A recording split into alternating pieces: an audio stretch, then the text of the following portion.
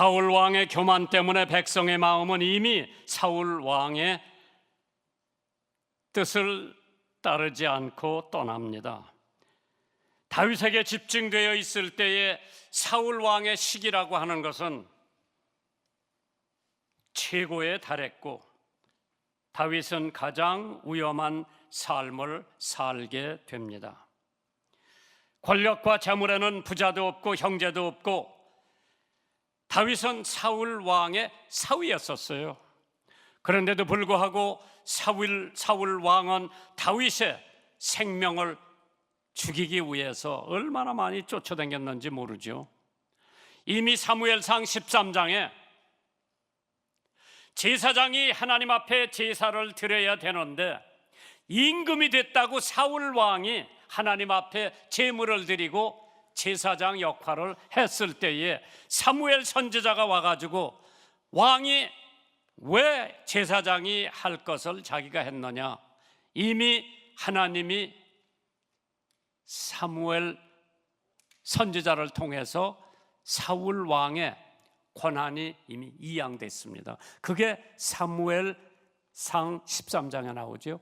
16장에는 사무엘이 다윗 2세의 발행제 중에서 큰 아들서부터 7자까지 다 왔는데 아니고 아들이 이거밖에 없느냐 그러니까 하나가 있다고 그랬어요. 목동이 지금 양을 치고 있는데 데리고 오라고 그랬어요. 데리고 오니까 사무엘이 하나님께서 바로 저 사람이다 그래가지고 기름을 부어서 임금을 삼았죠.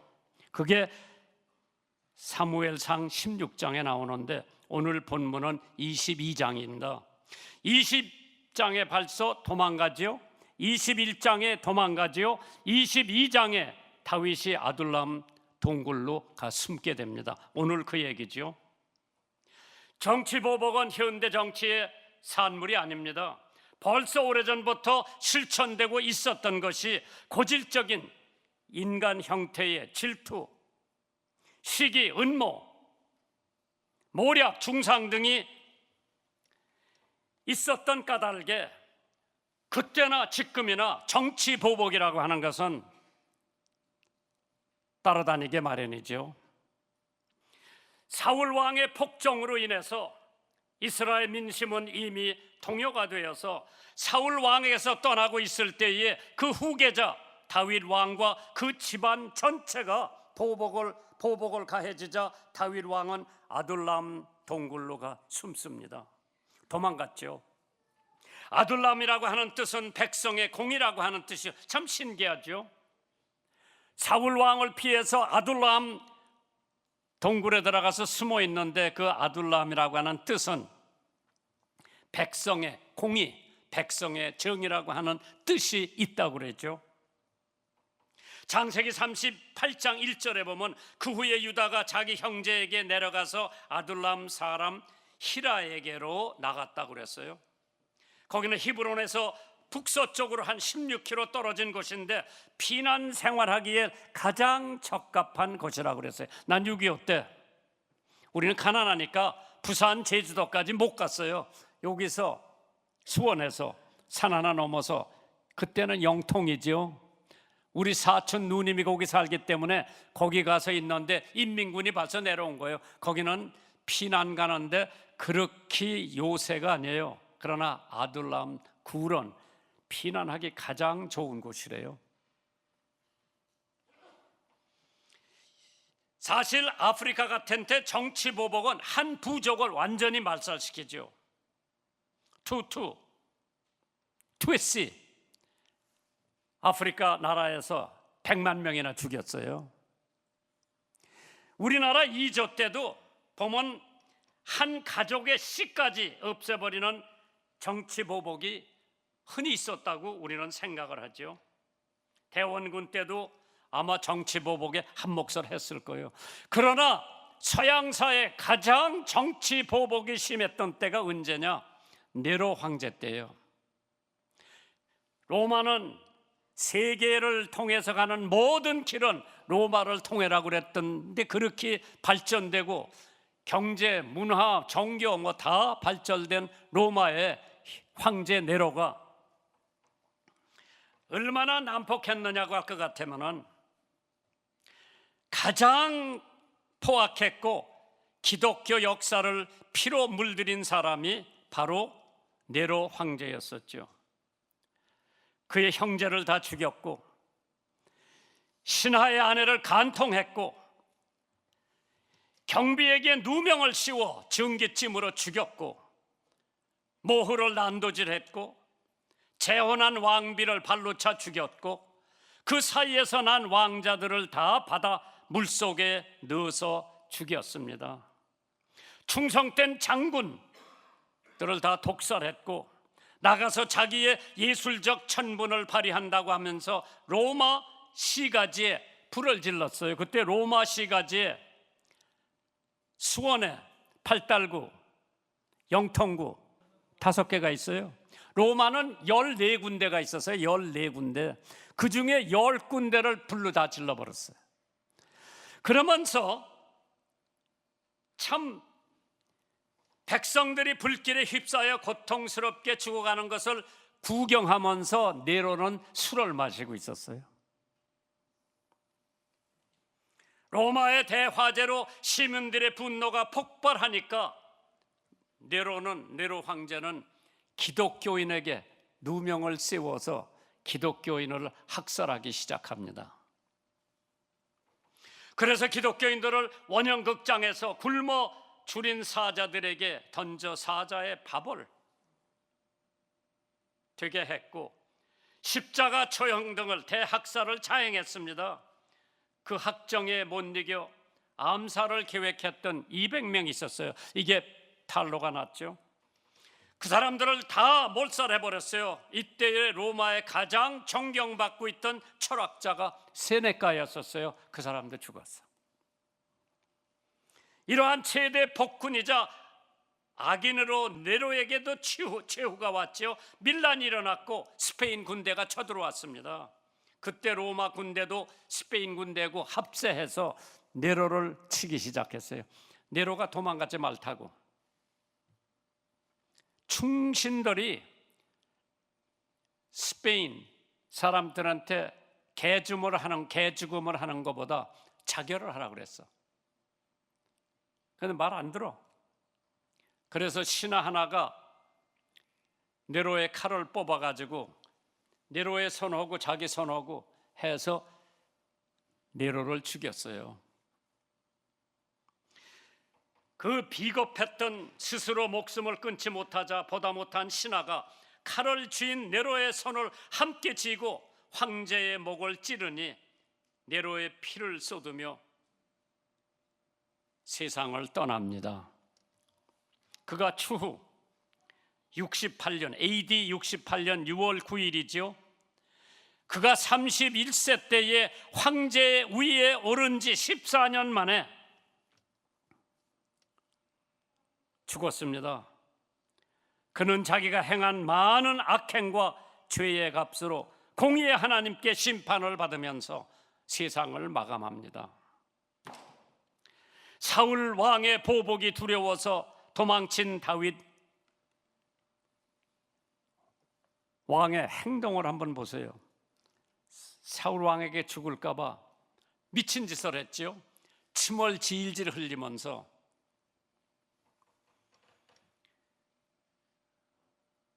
미친 채를 하고 미치광이가 됐습니다. 그때 그 나라 왕이 우리나라에 미친 사람이 적어서 이 미친 자를 내 앞에 미친 짓을 하게 하느냐, 이 자가 어찌 내 집에 들어오겠느냐, 내쫓으라고 그랬죠. 다윗은 변장을 하여 이방 왕의 화를 면했습니다. 이때 다윗의 일생에 제일 수치스러운 때였을 겁니다. 조용히 아둘람 굴 속에 하나님과 함께 하는 것이 세상 친구들 속에서 사는 것보다 훨씬 좋았을 거예요. 오늘 첫째 대목이요, 누가 다윗에게 왔느냐. 사무엘상 22장 1절 2절에 보면 그러므로 다윗이 그곳을 떠나 아둘람 굴로 도망하며 그 형제와 아비의 온 집이 듣고 그리로 내려가서 그에게 이르렀다고 그랬어요. 가족이 다 갔죠. 그 다음에 누가 왔느냐? 환난당한 사람이 왔죠. 두 번째로 누가 왔느냐? 빚진 사람들이 왔죠. 세 번째로 누가 왔느냐? 원통한 사람들이 왔어요. 이 사람들이 다 사울 왕 밑에서 생활하기가 어려우니까 다윗을 따라갑니다. 환난당한 자, distressed. 고통과 환난당한 자는 자기를 알아주는 사람에게는 충성과 생명을 바치게 됩니다. 사울 왕에게 가진 수모와 고통, 심지어는 재산과 지위, 자존심, 명예까지 다 뺏기고 올 때 갈 데 없으니까 다윗을 따라간 겁니다. 사무엘상 18장 7절 이하에 여인들이 뒤놀며 창화하여 가로되 사울의 죽인 자는 천천히요 다윗은 만만이로다. 그러니까 사울 왕이 화가 난 거예요. 다윗은 만만을 죽였는데 자기는 천천을 죽였다고. 그렇기 때문에 더 다윗을 증오하고 미워하고 어떻게 하면은 이놈을 죽여가지고 자기 왕권이 흔들리지 않게 하기 위해서 정치적 보복을 한 거죠. 인간이 견딜 수 없는 고통당하는 사람들이 가만히 있질 않고요, 자기를 알아주는 사람을 찾아갑니다. 영국 성공회 선교사로 헨리 마틴이라고 하는 사람이 있었죠.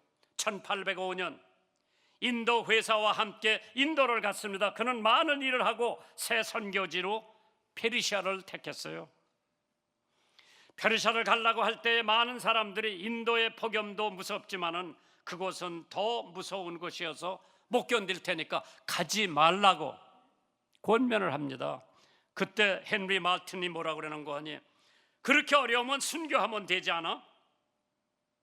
그래서 페르시아로 가서 페르시아의 말을 배워 9개월 만에 성경, 신약과 시편을 번역합니다. 그러나 성경을 반포하기 위해서 임금을 찾아가야 되는데 600마일을 힘들게 가서 왕을 만났는데 부결당합니다. 그때 400마일을 더 가가지고 영국 대사한테 도움을 요청합니다. 영국 대사가 나도 도울 일이 없지만은 소개서를 하나 써주마. 소개서 하나 받아가지고 다시 가서 왕의 허락을 맡습니다. 이제 그가 병들어 거의 죽게 되었을 때에 건강 회복을 위해서 영국으로 돌아가는 길에 열흘이 지난 후에 터키에서 그 사람 나이 31세로 세상을 마감합니다. 그가 세상을 떠나기 조금 전에 그의 일기에 이렇게 써놨습니다. 내 하나님의 달콤한 위로와 평안을 체험하며 앉아서 생각했다. 하나님은 내가 고독할 때 나의 친구요 동반자요 위로자시라고 적어놨습니다. 캠브리지 대학을 나오고 연구원으로 추대되었던 그는 힌두 말과 페르시아 말로 성경을 번역한 사람입니다. 영국에서 번역과 선교 영웅으로 그를 추대했는데 그 아름다운 영광을 보지 못하고 세상을 떠납니다. 로마서 8장 18절에 생각컨대 현재 고난은 장차 우리에게 나타날 영광과 좋게 비교할 수 없다고 그랬습니다. 누가 다윗을 따라갔습니까? 환난당한 사람들. 오늘 우리 주변에 환난당하고 있는 사람들이 적지 않게 많을 겁니다. 가게가 안 돼서, 회사에서 손을 놓기 위해서, 회사 문을 닫기 위해서. 그러한 환난당한 사람들이 자기에게 소망을 줄 사람을 따라가게 마련입니다. 두 번째로 누가 따라갔느냐? 빚진 자들, the debtor. 빚지고 사지 마세요. 빚지고 못 살아요. 사울 왕 밑에서 부당하게 세금을 매기고 재산을 뺏기고 신정보다는 악정을 하는 사울 왕 밑에서 눈덩어리처럼 불어나는 빚을 견딜 수가 없었습니다. 그래서 다 버리고 다윗 왕을 쫓아간 거예요. 누가복음 7장 42절에 갚을 것이 없으므로 둘 다 탕감하여 주었으니 둘 중에 누가 저를 더 사랑하겠느냐? 양육 강식, 강자에게 짓밟히고 뺏기고 억눌리지만 힘이 없어 호소할 때도 없는 사람들이 사울 왕을 떠나 다윗 왕에게 몰려갑니다. 사소한 일로 남매가 다투자 그들의 모습을 지켜보고 어머니가 달려왔습니다. 그러자 누이 동생이 소리를 칩니다. 엄마, 오빠가 먼저 싸움을 걸었어. 오빠도 지지 않으려고 외칩니다. 엄마, 아니요, 제가 먼저 싸움을 걸었어요. 엄마가 뭐라고 얘기를 합니까? 누가 먼저 시작했는지 알고 싶지 않아. 단지 내가 알고 싶은 것은 누가 먼저 그만두느냐 하느냐, 누가 먼저 화평케 하는 사람이 되려 하느냐. 두 번째 대지가 뭐냐? 왜 다윗 왕에게 모였을까요? 첫째로 다윗을 믿기 때문에 모였어요. 야, 내가 다윗을 쫓아가면 내가 그래도 소망이 있을 것 같다. 지금은 현재 왕에게 생명의 위협을 받고 도망댕기지만은 그래도 다윗을 쫓아가면 희망이 보이기 때문에 다윗이랑 간 거예요. 믿었기 때문에, 신뢰했기 때문에. 오늘 우리는 눈앞의 이익만 보고 오늘 권력만 보고 사람을 사귀지 말고 사람 됨됨이를 보고 사귀어야 하고 끝까지 의리의 사람이 되어야 되는 줄 믿습니다. 지도자는 신뢰감이 있어야 합니다. 왕을 신뢰 못하면 그 백성은 불행해지고 그 나라는 망하게 마련입니다. 백성들은 이미 다윗을 왕으로 기름 부음을 받았다고 하는 사실을 믿었기 때문에 다윗을 따라가면 희망이 있겠다, 소망이 있겠다. 신뢰나 시용이 얼마나 중요한가. 어느 사람이 먼 길을 가다가 오두막집에 들려서 좀 쉬어가려고 들어갑니다. 그 집에서는 친절하게 그 나그네를 모셔서 거눈방을 채워서 하룻밤 쉬어가라고. 그 주인 내외가 그래도 오신 손님이니까 닭도 잡고 과일도 깎고 배추꼬랭지도 깎아서 주려고 칼을 갈고 있었어. 쓱싹 칼을 갈고 있어. 쇳줄에다가 칼을 가는 거예요. 닭 잡으려고, 과일 깎으려고, 배추꼬랭이, 옛날에 우리 배추꼬랭이 참 맛있게 먹었어. 그걸 깎고 있는데 이 나그네 온 사람은 저 사람들이 날 죽이고 내가 가지고 있는 돈을 뺏으려고 칼을 가는구나. 선수를 쳐서 자기가 가지고 있던 칼을 가지고 그 두 부부를 죽였어. 이게 예사한 얘기가 아니에요. 진짜 있는 얘기예요. 불신, 의심하면 사람 죽이는 거예요. 두 번째로 왜 따라갔을까요? 다윗 편에 서 있기를 원해서. 이 세상에 살면서 우리가 누구 편에 있느냐 굉장히 중요해요. 어떤 사람들은 주중에는 세상 편, 주말 주일에는 하나님 편, 양다리 걸치고 있는 사람들이 여기는 없지만은 이웃교회는 더러 있는 것 같더라.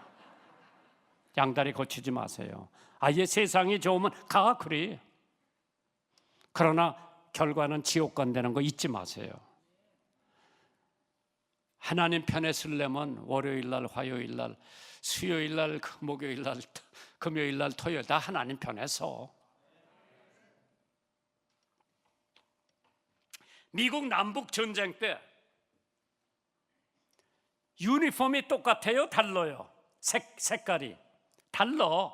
남쪽 군인은 회색 유니폼이요, 회색. 북쪽 군인은 남색, 하늘색, 짙은 하늘색 유니폼이요. 어떤 약은 사람이 나는 총 안 맞아 죽기 위해서 바지는 회색을 입고 웃도리는 남색을 입었어. 그러니까 남쪽 사람은 남색을 보고 총질을 했고 북쪽 사람들은 흰 바지를 보고 총질을 해서 이 사람은 총알을 2발이나 받았다고 그래요. 갑이나 받았다고 그래요. 되려면은 남쪽이 되든 북쪽이 되든 하나만 되지 두 군데 다 거치지 마세요. 세 번째로 다윗에게 복종하기 위해서 모였죠. 복종하여 섬기고 그에게 헌신을 다짐하기 위해 모여들었습니다. 이 순종과 헌신이라고 하는 것이 얼마나 중요한지, 미국의 유명한 복음성가 작가로서 크게 각광을 받았던 사람이 있는데, 이나 악든이라고 하는 사람이 자기 살고 있는 고장에 큰 호수가 있는데 거기서 여름에 사람들이 모여서 집회를 하는데 자기가 거기를 가가지고 자기의 새로 작사한 곡을 발표하려고 그랬는데 아버지가 병들어 눕게 돼서 아버지 간호하느라고 거기를 못 갔어요. 그때 얼마나 힘들고 어려웠는지. 그러나 하나님께서 그에게 너 있는 곳을 비춰라. Brighten the corner where you are.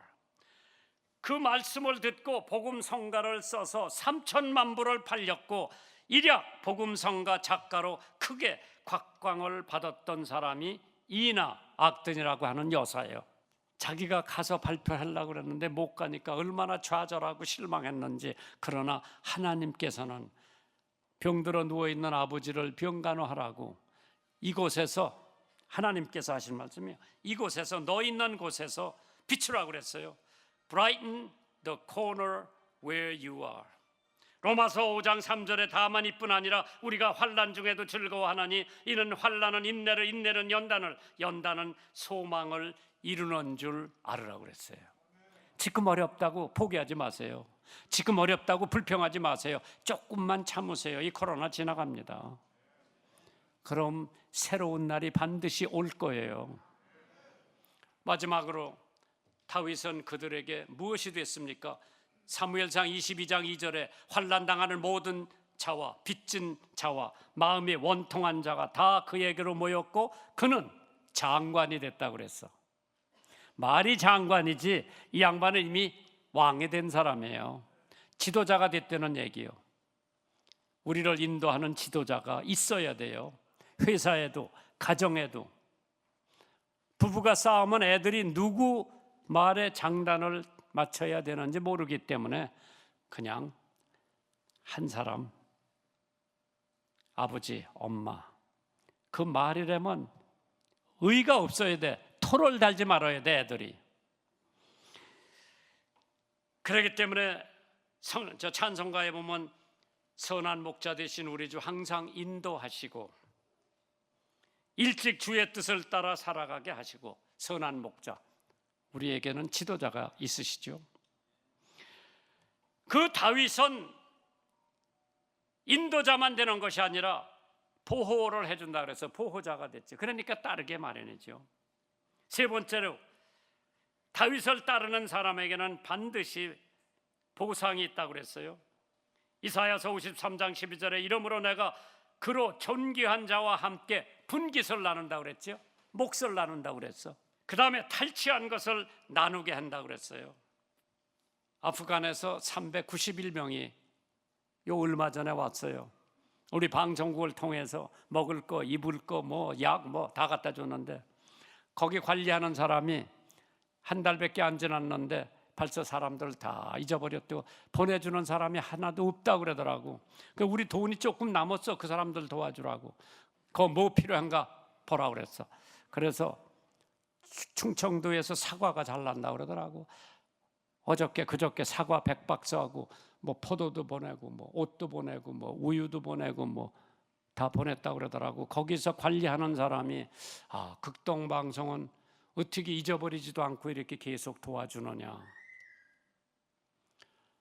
하나님께서 우리에게 주셨기 때문에 도와주는 거지. 어느 분들이 그 사람들 도와주라고 거기 애들만 181명이 왔어요. 그 아이들이 한국 땅에서 자라면서 복음을 듣고 예수 믿고 이 다음에 아프간에 가서 제2의 김장한 목사가 거기서 태어났으면 하는 것이 내 기도 제목이에요.